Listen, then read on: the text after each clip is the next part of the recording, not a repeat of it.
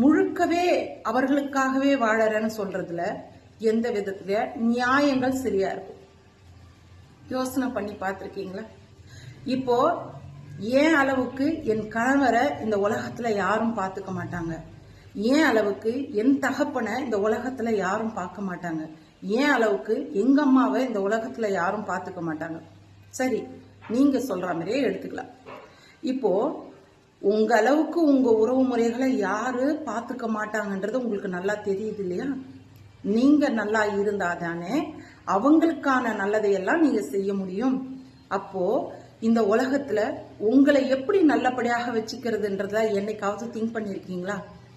மணி மதியானம் 3 ஆயிடுச்சு, சாப்பிட்டீங்களா? இன்னும் எங்க வீட்டுக்கார் வரலங்க, இன்னும் அப்பா வரலங்க, இன்னும் அம்மா சாப்பிடலங்க. எத்தனை நாளைக்கு இந்த எக்ஸ்கியூஸ் எல்லாம் சொல்ல போறீங்க?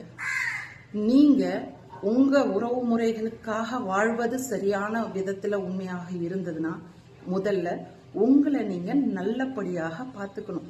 நீங்க முதல்ல ஆரோக்கியமானவங்களாக இருக்கணும், மனதளவுலையும் உடல் அளவுலையும். ஒரு சின்ன சின்ன விஷயங்கள் தாங்க, பெருசா எதுவுமே இல்லை.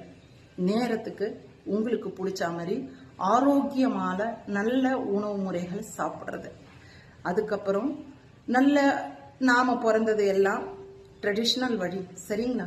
இப்பத்திய கால